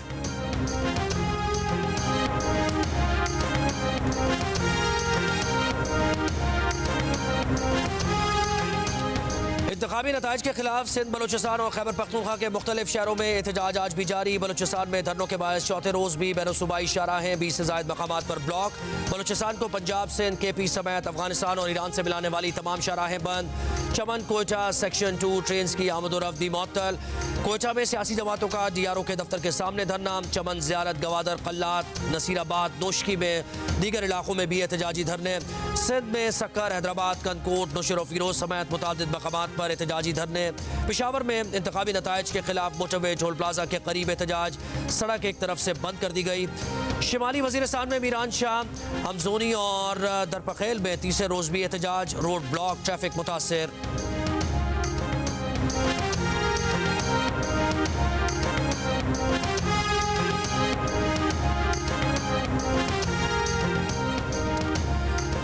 चंद लोग 9 मई जैसे वाकयात की दोबारा मनसूबाबंदी कर रहे हैं। 9 मई वाक़े को दोबारा दोहराया गया तो सख्त रद्द-ए-अमल होगा। निगरान वज़ीर आला पंजाब मोहसिन नकवी ने खबरदार कर दिया। पुरअमन एहतजाज हर एक का हक है, कोई नहीं रोकेगा। इंतखाबी नताइज पर अगर किसी को एतराज़ है तो मुतल्लिक़ा फोरम से रुजू करे। मज़ीद कहा कि इंतखाबात वाले दिन मोबाइल फ़ोन सर्विस बंद करने का फैसला वफाकी हुकूमत का था।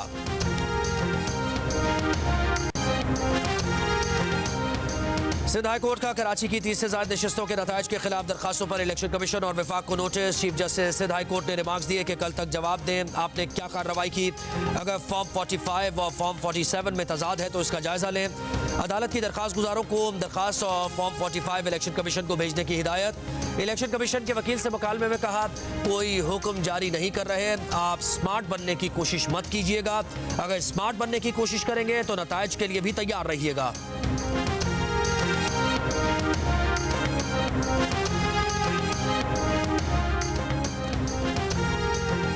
कराची में जमात इस्लामी के अमीर हाफिज नईमुर रहमान का सिंध असेंबली की नशिस्त PS 129 छोड़ने का ऐलान का। फॉर्म 45 के मुताबिक ये नशिस्त PTI ने जीती है।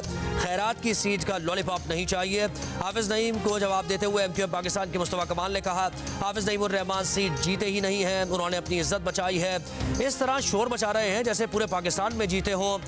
क्या हाफिज नईम साहब इलेक्शन कमिश्नर लगे हुए हैं जो ऐलान कर रहे हैं?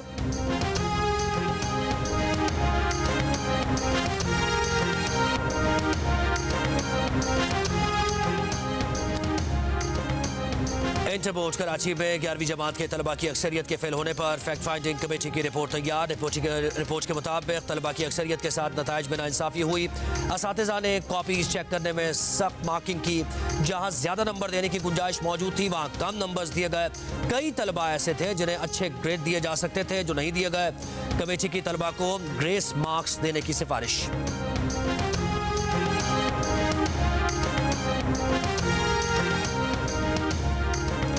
मुत्तहदा अरब अमारात, सऊदिया, कतर समेत दीगर मशरिक़ वस्ता के ममालिक में शदीद बारिशों और जालाबारी का सबब बनने वाला ताकतवर मगरबी सिस्टम आज रात पाकिस्तान पहुंचने का इम्कान। आज रात से 14 फरवरी तक बारिश की पेशगोई। जीवानी, गवादर और उर्मारा, तुरबत, पंजगूर, बेला, उथुल और अतराफ में बारिश हो सकती है।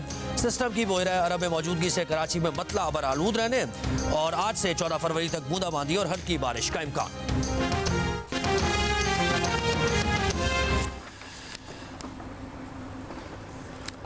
और पेशरफ्त यह है, आम खबर यह है कि अमीर जमात इस्लामी सिराजुल हक ने अपने ओहदे से इस्तीफा दे दिया है। ये आम खबर है। अमीर जमात इस्लामी सिराजुल हक ने जमात इस्लामी के अमीर के ओहदे से इस्तीफा दे दिया है। नुमाइंदा जियोन्यूज आजम मलिक ने ज्वाइन किया है। आजम बताइए, ये एक बहुत बड़ी पेशरफ्त है, क्या डिटेल्स हैं आपके पास? जी बिल्कुल, अमीर जमात इस्लामी सिराजुल हक ने जमात इस्लामी की अमारत से इस्तीफा दे दिया है और उन्होंने अपने इस्तीफे में जो वजूहात बयान की हैं उनमें सबसे बड़ी वजह उन्होंने ये की है कि भरपूर कोशिश और मेहनत के बावजूद इंतखाबात में मतलूबा कामयाबी जमात इस्लामी को नहीं दिला सके। इंतखाबात में नाकामी को कबूल करते हुए वो जमात इस्लामी की अमारत से इस्तीफा देते हैं, ये लिखा उन्होंने अपने इस्तीफे में। दूसरी तरफ सेक्रेटरी जनरल जमात इस्लामी मीरुल अजीम ने शूरा का इजलास 17 फरवरी को मंसूरा में सुबह 10 बजे तलब कर लिया। कैसर शरीफ तर्जमान जमात इस्लामी का उनका ये कहना है कि शूरा के इजलास का आगाज मंसूरा में 10 बजे शुरू होगा, जिसमें इस्तीफा के बाद की सूरत हाल का जायजा लिया जाएगा। सिराजुल हक का ये भी कहना था कि कारकुनों ने आजम मलिक हमें डिटेल्स दे रहे थे। सिराजुल हक ने अमीर जमात इस्लामी पाकिस्तान के ओहदे से इस्तीफा दे दिया है और उसकी वजह भी बता रहे थे कि सबसे बड़ी वजह यही है कि इलेक्शन में जो नताइज आए हैं वो उससे मुतमईन भी नहीं है और उसकी वजह से उन्होंने इस्तीफा दिया है। तर्जुमान जमात इस्लामी कैसर शरीफ साहब ने हमें ज्वाइन किया है। बहुत शुक्रिया कैसर साहब, आपने वक्त दिया हमें। आप बताइए क्या वजह है जो ओहदे से इस्तीफा दिया है सिराजुल हक ने? बहुत शुक्रिया जी। अमीर जमात इस्लामी सिराजुल हक ने जमात की अमारत से इस्तीफा दे दिया है। उन्होंने अपने इस्तीफे में लिखा है कि भरपूर कोशिश और मेहनत के बावजूद इलेक्शन में जमात इस्लामी को मतलूब कामयाबी नहीं दिला सके और इसके साथ उन्होंने इस नाकामी को कबूल करते हुए कारकुनान ने जो बेइंतहा मेहनत की है उनके हवाले से अल्लाह ताला से दुआ की है कि अल्लाह ताला उनकी मेहनत को कबूल करे। इस सारी सूरत हाल में जमात इस्लामी के सेक्रेटरी जनरल अमीरुल अजीम साहब ने मरकजी मजलिस शूरा का हंगामी इजलास जो है वो 17 फरवरी बरोज हफ्ता लाहौर में तलब कर लिया है और ये इजलास जो है ये जमात इस्लामी के हेडक्वार्टर मंसूरा में सुबह 10 बजे शुरू होगा, जिसमें इस सारी सूरत हाल पर गौर किया जाएगा। अच्छा, ये कहिएगा कि आपके इलेक्शन मार्च में होने जा रहे थे जिसमें आप नए अमीर का इंतखाब होना था, तो उससे पहले यानी खास तौर पर यही वजह है कि इलेक्शन में जो नताइज आए हैं उसकी वजह से वो ये समझते हैं कि अब वो ओहदा कंटिन्यू नहीं कर सकते अमीर का? जी बिल्कुल, ये उन्होंने अपनी इस जिम्मेदारी को कबूल किया है और उन्होंने कारकुनान की बेइंतहा मेहनत को, इखलास को, जद्दोजहद को इस हवाले से खराज तहसीन भी पेश किया और उन्होंने ये अल्लाह ताला से दुआ की है कि अल्लाह ताला उनकी ये जद्दोजहद कबूल करे। उन्होंने अपने इस्तीफे में ये भी लिखा कि जो मतलूब कामयाबी थी जमात इस्लामी के हवाले से वो हम हासिल नहीं कर सके, उसकी मैं जिम्मेदारी कबूल करता हूँ और जमात इस्लामी की इमारत से इस्तीफा देता हूँ। अब इस्तीफे के बाद की जो सूरत हाल है उस पर सेक्रेटरी जनरल साहब ने, जिस तरह मैंने बताया, उन्होंने इजलास तलब कर लिया है। 17 फरवरी को मरकजी मजलिस शूरा इस सारी सूरत हाल का जायजा लेने के बाद कोई फैसला करेगी कि आया उनका अभी तक जो आप बता रहे हैं उसमें यानी वो ये कह रहे हैं कि मतलूबा नताइज नहीं मिले तो वो ओहदे से इस्तीफा दे रहे हैं, लेकिन दूसरी तरफ अमीर जमात इस्लामी कराची हाफिज नईमुर्रहमान ने शदीद तहफ़्फ़ुज़ात का इजहार किया है और अंडर प्रोटेस्ट उन्होंने अपनी सीट PS की वो भी दे दी है। उन्होंने कहा है कि मैं इसको डिजर्व नहीं करता और ये सीट जिसकी थी उसको देनी चाहिए। तो वो धांधली के इल्ज़ाम तो लग रहे हैं, तो ये पहलू आपने अभी तक उनके बयान में नहीं बताया कि वो धांधली से बहुत ज़्यादा यानी दिल छोड़ दिया है उन्होंने। आपने यही कहा है कि नतायज जो आए हैं उस पर मुतमईन नहीं है वो। जाहिर है धांधली पर तो हम 2 दिन पहले एक तफसीली प्रेस कॉन्फ्रेंस जो है वो मंसूरा हेडक्वार्टर में पूरी मरकजी लीडरशिप के साथ सराजुल हक साहब ने की थी। उससे पहले एक इजलास भी जो है वो हुआ था और पूरे पाकिस्तान के हालात का हम जायजा ले रहे हैं और ले चुके हैं। तो इसमें धांधली पर तो कोई दूसरी राय नहीं। जमात इस्लामी ने इन इंतखाबात के नताइज को मुस्तरद भी किया था और ये मुतालबा भी किया था कि चीफ इलेक्शन कमीशन जो है वो अपनी जिम्मेदारियां पूरी करने में नाकाम रहे हैं, वो फौरी तौर पर जो है वो इस्तीफा दें।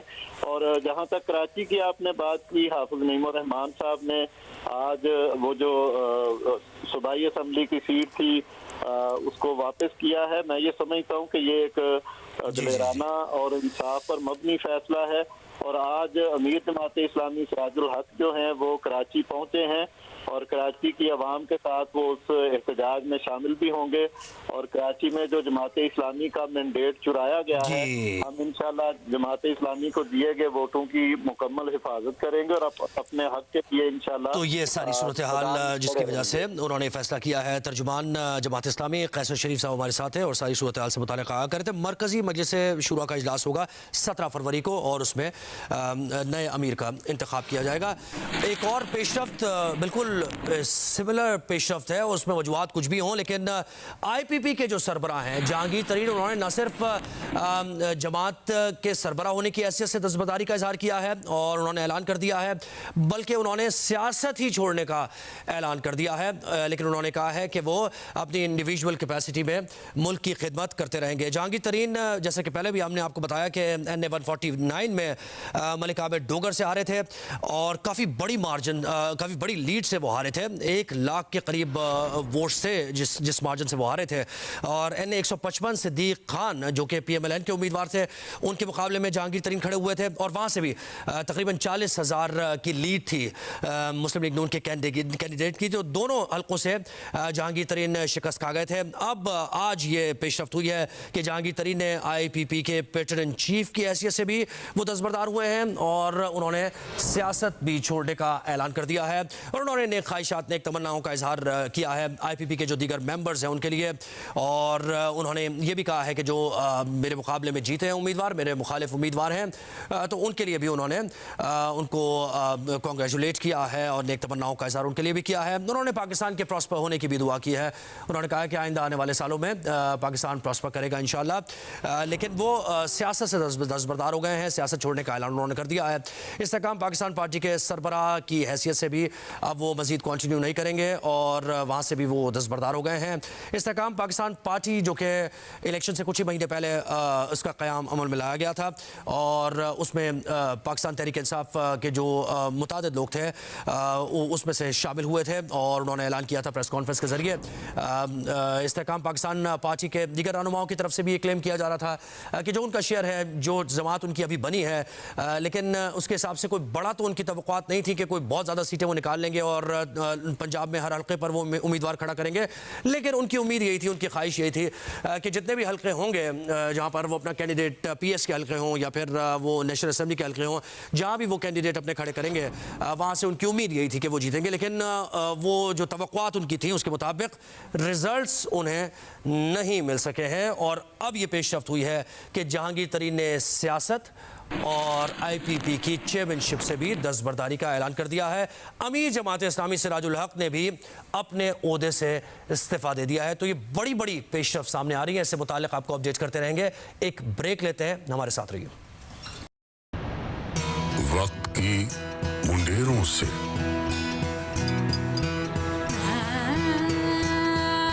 गुर्बतों ने ढाका है,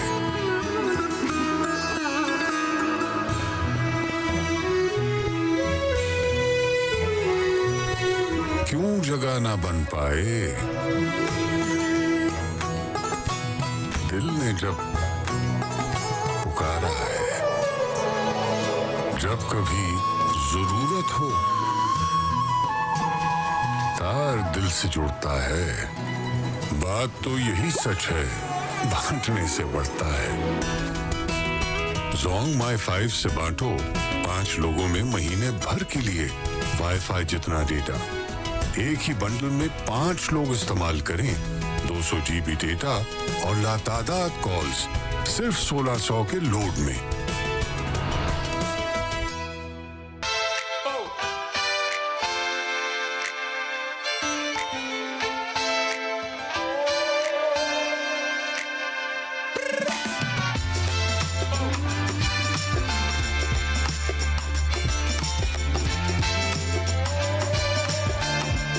Stain Guard paint. No stain is safe. Stain Guard paint, brought home by Neo. Blame the book.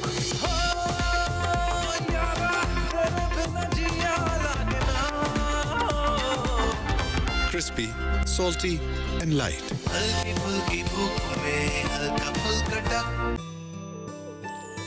हमारी बैलेंस्ड रेसिपी मिक्सेस में मजीद मसाले शामिल करने की कोई ज़रूरत नहीं है, जो है आपकी किफ़ायत शारी की शान। Pakistan number 1 recipe mixes export brand. जाड़ा आया, जाड़ा आया, जाड़ा धूम मचाता आया। कैसी हवा है? जरासीम का हमला। घर घर घर घर। खांसी है देखो बच्चे खू घर घर घर घर। डेटॉल सोप के रोजाना इस्तेमाल से 100 बीमारी फैलाने वाले जरासीम से शील्ड करना है आसान।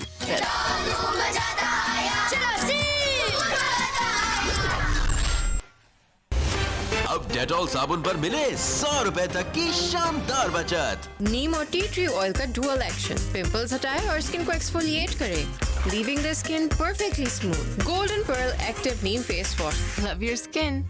लाहौर एंटरटेनमेंट सिटी, और वो भी घूम घुमा कर नहीं, मेन GT रोड पर। बस 3, 5, 10 मरला और 1 कनाल का प्लॉट लिया और हो गई एंटरटेनमेंट शुरू। तो अपना फोन निकालें और डायल करें 1113333987। Lahore entertainment city, happiness lives here. कैसा लगेगा? वाओ, तुम्हें तो सूट कर रहा है, पर मेरे सफेद बाल नहीं छुप रहे। ट्राई गार्नियर कलर नेचुरल, जिसमें है 3 नेचुरल ऑयल जो कलर के साथ बालों को दे नरिशमेंट। रिच कलर और मुलायम बाल और सफेद बाल 100% गायब। तुम्हारा हेयर कलर वाओ, सेहतमंद बाल, बेहतर कलर। Bye Garnier naturally. जब नहाने के पानी में डले डेटॉल एंटीसेप्टिक लिक्विड, तो आप और आपका घर रहे महफूज और सबको बचाए 100 किस्म की बीमारियों वाले जरासीम से। Doctors number 1 recommended. More energy के लिए नेस्ले माइलो, अच्छाई से बना अच्छाई के लिए। From Nestle Nisa collagen booster बनाए आपकी स्किन को स्मूदर, फर्मर एंड स्पॉटलेस। अब रहो यंग एंड ब्राइट हमेशा with Nisa collagen booster. Rabia का बेस्ट फ्रेंड, उसका कैमरा। वाव! और कितना खींचोगी? अम्मी, दुनिया को पाकिस्तान की अलग तस्वीर दिखानी है, उसकी खूबसूरती की। जब तक दिखाऊंगी नहीं, रुकूंगी नहीं। मैं इसके ख्वाबों के बीच किसी को नहीं आने दूंगी, जरासीम को भी नहीं। इसीलिए लाइफ बॉय। बड़े ख्वाबों को दें लाइफ बॉय की बड़ी हिफाजत, जो दे जरासीम से 100% यकीनी हिफाजत। अम्मी मेरी पाकिस्तान की तस्वीर जीत गई। Tired of dark spots and dullness? New L'Oreal Paris Glycolic Bright Serum. Peeling procedures se inspired. Validated by dermatologists to reduce 5 years of dark spots in just 2 weeks. New L'Oreal Paris Glycolic Bright Serum starting ₹14.99. All cream जो सज जाए, हर पल निखर निखर जाए। Goodness goodness milk की goodness से बनी ऑल क्रीम से गुडनेस बढ़ जाए। बाल कुछ ही घंटों में फ्रिजी हो जाते हैं और दिन खत्म होने से पहले पार्लर्स और सैलून्स बंद। मेरी स्टाइलिस्ट ने कहा सैलून तो तुम्हारे घर पे है। सैलून स्मूथ बाल घर पे। Trust me, keratin smooth. Big greens heart beats, इतने मजेदार, लाइट और क्रंची बाइट्स के ईट फिर रिपीट। बाइट लो, light low.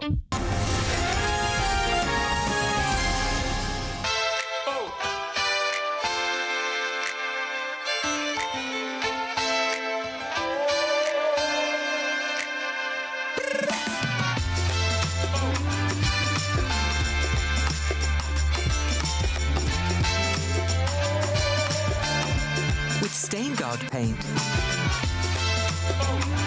No stain is safe. Stain Guard paint, brought home by Neo. मेरे बाल आपकी तरह घने और मजबूत कैसे होंगे? इधर आओ। मेरी तरह बालों में प्याज लगानी पड़ेगी। मुश्किल है, पहले छीले, फिर काटे, फिर इतनी देर तक लगा कर रखे। हाँ, मेहनत तो बहुत लगेगी, पर इसकी नया life boy naturally strong shampoo. इसमें है प्याज और एलोवेरा का स्पेशल फॉर्मूला। दे घने और 5 गुना तक मजबूत बाल।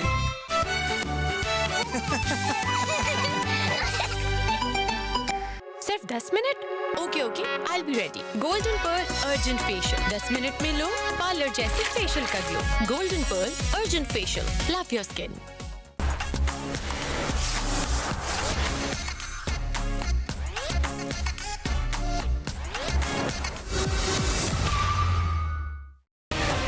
नसीम भाई, ये कड़क चाय भी। अब ये कौन साफ करेगा? Express power. ये सारे दाग तो हम पहले से साफ कर रहे हैं बच्चों। धुलाई में बराबर और बचत पूरे 200 रुपए की। Meet new light and glow BB cream.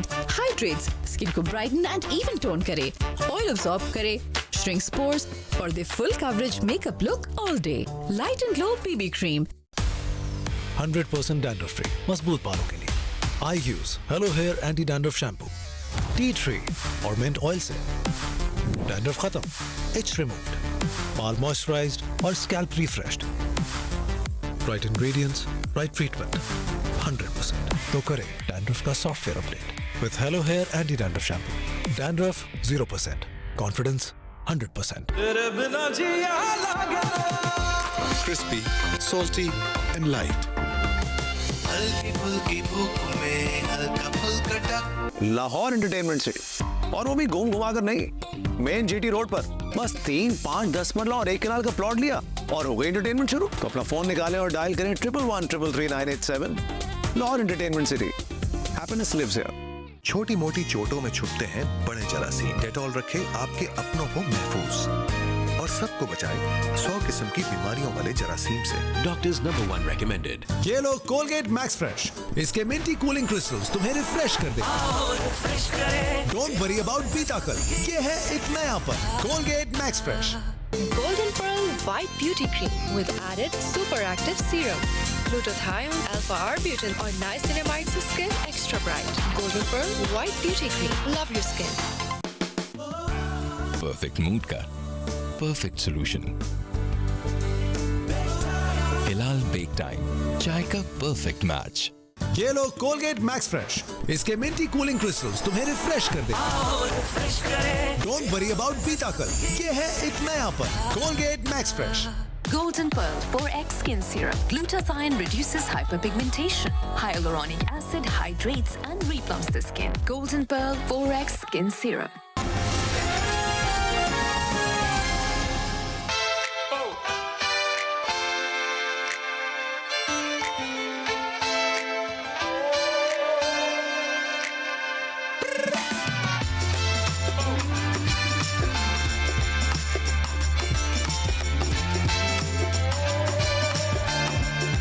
Stain Guard paint. No stain is safe. Stain Guard paint, brought home by Neo. Nisa collagen booster बनाए आपकी स्किन को स्मूदर, फर्मर एंड स्पॉटलेस। अब रहो यंग एंड ब्राइट हमेशा with Nisa collagen booster. जोंग माई 5 से बांटो 5 लोगों में महीने भर के लिए वाईफाई जितना डेटा। एक ही बंडल में 5 लोग इस्तेमाल करें 200 GB डेटा और लातादाद कॉल्स सिर्फ 1600 के लोड में। बाल कुछ ही घंटों में फ्रिजी हो जाते हैं और दिन खत्म होने से पहले पार्लर्स और सैलून्स बंद। मेरी स्टाइलिस्ट ने कहा सैलून तो तुम्हारे घर पे है। सैलून स्मूथ बाल घर पे। Trust me, keratin smooth. सिर्फ 10 minute? Okay, I will be ready. Golden pearl urgent facial 10 minute में लो, पार्लर जैसे फेशियल कर लो। Golden pearl urgent facial, love your skin.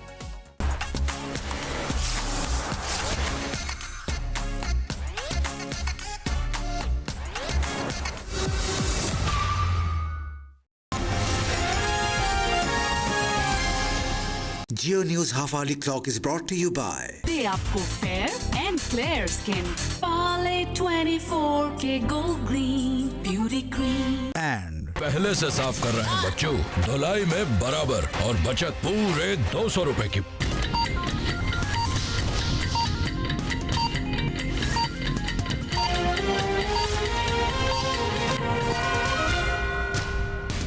एक मिनट नसीम भाई, ये कड़क चाय भी। अब ये कौन साफ करेगा?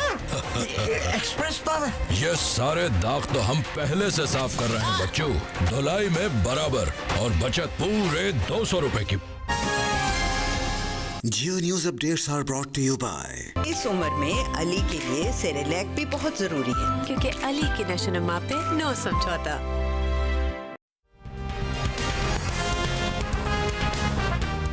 इस्तेकाम पाकिस्तान पार्टी के जहांगीर तरीन का सियासत से अलहदगी का ऐलान। पार्टी अरकान के लिए नए ख्वाहिशात का इजहार। कामयाबी पर अपने मुखालिफिन को मुबारकबाद। और सिराजुल हक ने जमात इस्लामी के अमीर के ओहदे से इस्तीफा दे दिया। इंतखाबात में नाकामी कबूल करते हुए कहा, कोशिश और मेहनत के बावजूद इंतखाबात में मतलूबा कामयाबी नहीं दिला सके।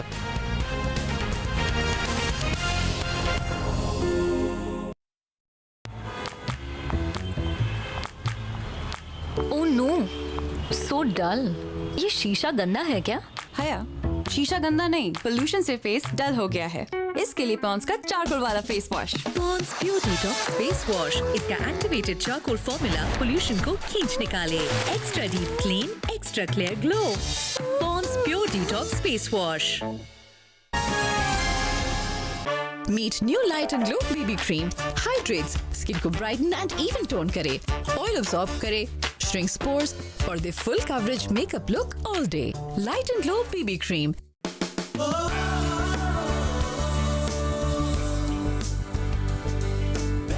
Perfect mood का perfect solution. हिलाल बेक टाइम, चाय का perfect match. Welcome back. सियासत के मैदान में बड़ी पेशरफ्त हो रही है। एक तो सियासी जोड़ तोड़ हो रहा है, लेकिन जो दूसरी आज पेशरफ्त हुई है, अभी अभी रिसेंटली जो पेशरफ्त हुई है, वो ये कि 2 सियासी जमातों के सरबराहान ने इस्तीफा दिया अपने ओहदे से, और IPP के सरबराह ने तो सियासत से ही अलहदगी का ऐलान कर दिया है। तो जहांगीर तरीन IPP के ओहदे से भी दस्तबरदार हो गए, सियासत से भी दस्तबरदार हो रहे हैं, और दूसरी तरफ अमीर जमात इस्लामी सिराजुल हक ने भी अमीर की हैसियत से अपना ओहदा ना कंटिन्यू करने का उन्होंने फैसला कर लिया है। तो ये क्या इस पेशरफ्त को कैसे देखा जा रहा है, इस पर हम बात करेंगे। सीनियर सहाफ़ी और तजज़ियाकार शाज़ेब खानज़ादा ने हमें ज्वाइन किया। शाज़ेब, कहिएगा, 2 जमातें अलग अलग हैं, दोनों का पर्सपेक्टिव अलग है, दोनों की जो जमात की तारीख है वो बिल्कुल अलग है। दोनों इस्तीफ़ों को कैसे देखते हैं आप? एक ने सियासत भी छोड़ दी, पार्टी का ओहदा भी छोड़ दिया, और दूसरे ने परफॉर्मेंस की बुनियाद पर अपने ओहदे से इस्तीफा दिया।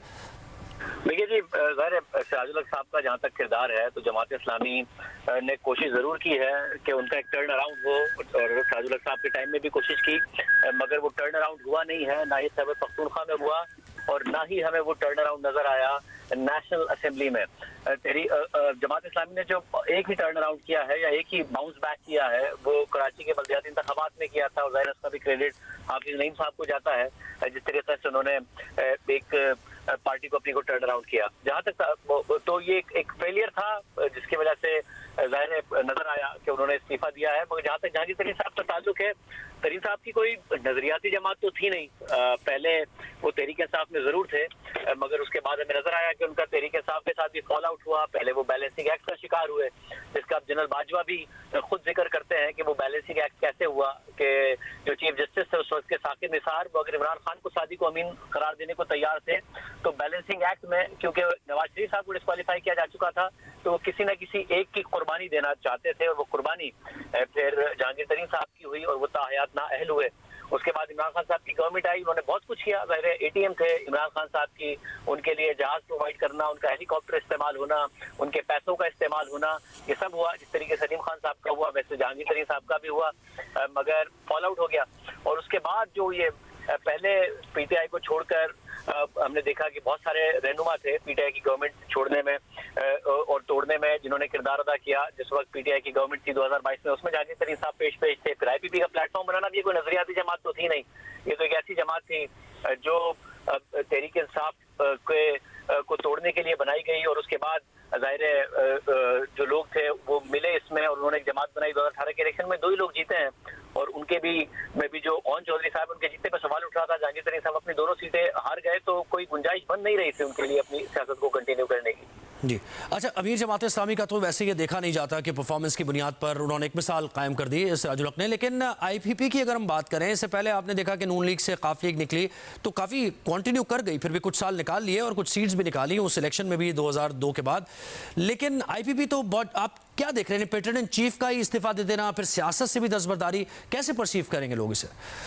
देखिए जाहिर एक तो मुझे लगता है कि तरीन साहब जो एक्टिव थे उनकी एक्टिविटी में भी उनकी तबीयत के हवाले से भी सवालात उठ रहे थे। हम दुआ गो हैं कि अल्लाह उनको सेहत दे, मगर ओवरऑल पार्टी की कारकर्दगी का जो सेहरा है वो जाएगा तो उन्हें ही। और जब वो खुद ही अपनी 2 सीटें हार गए हों तो सवाल उनके ऊपर उठेगा कि जब आप खुद ही 2 सीटें हार गए हैं तो क्या ग्राउंड रह जाता है कि आप पार्टी की सरबराही कर रहे हैं। और खुद पार्टी खड़ी कहाँ है? पार्टी इस वक्त की मसला ये है कि ये तस्वुर किया जा रहा था कि जो भी नतीजा आएगा 2024 के इंतखाबात का, उसके नतीजे में आईपीपी एक ऐसी पोजीशन में होगी कि वो किसी न किसी तरीके से डील मेकर का या डील ब्रेकर का किरदार अदा करेगी।